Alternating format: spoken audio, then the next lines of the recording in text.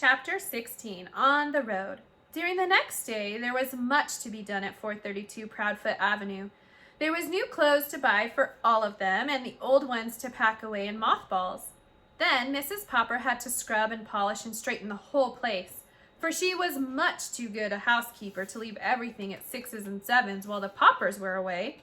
Mr. Greenbaum sent them their first week's pay in advance. The first thing they did was to pay off the man who installed the freezing plant in the basement.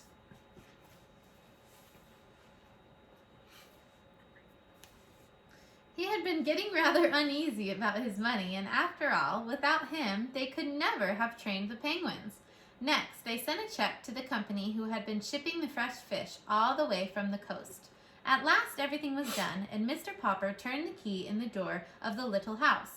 They were a little late in arriving at the railway station on account of the argument with the traffic policeman. The argument was on account of the accident to the 2 taxicabs.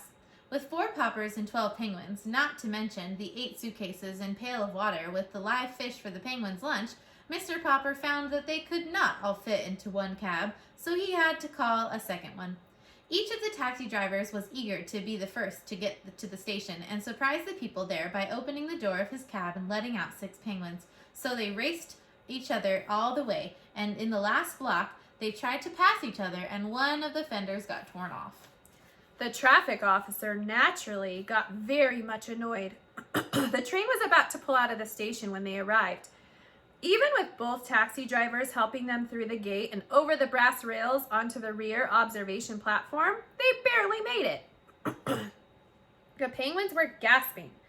It had been decided that Mr. Popper should ride in the baggage car with the penguins to keep them from getting nervous, while Mrs. Popper and the children should ride in one of the Pullmans. Because of getting on at the observation end of the train, Mr. Popper had to take the birds through the whole length of the train.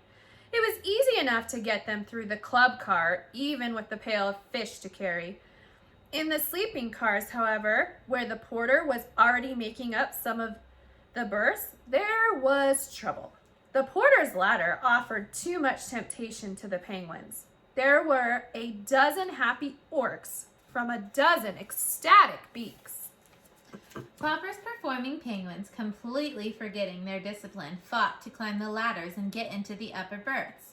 Poor Mr. Popper, one old lady screamed that she was going to get off the train, whether it was going 90 miles an hour or not. A gentleman wearing a clergyman's collar suggested opening a window so that the penguins could jump out. 2 porters tried to shoo the birds out of the berths. Finally, the conductor and the brakeman with a lantern came to the rescue.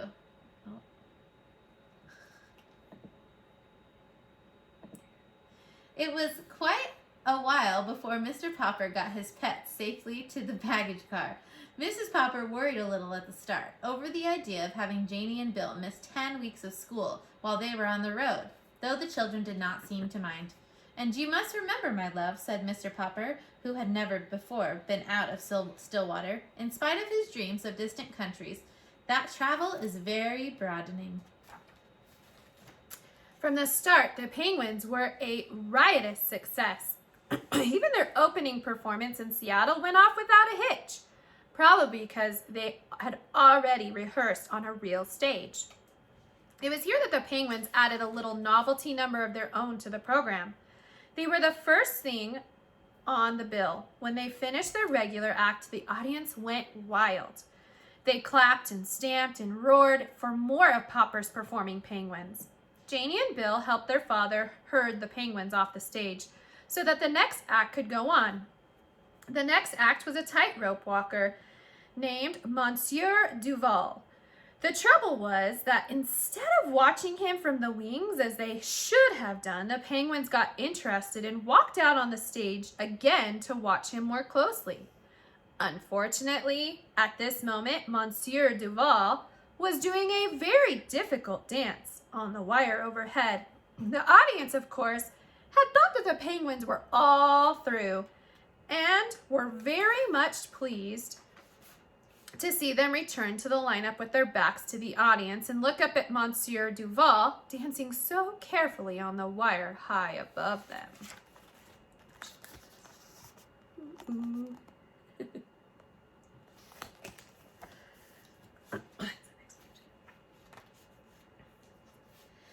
made everyone laugh so hard that Monsieur Duval lost his balance. "Orc," said the penguins, waddling away hurriedly, in order to not be under him when he fell. Cleverly recovering his balance, Monsieur Duval caught the wire by the inside of his elbow and saved himself.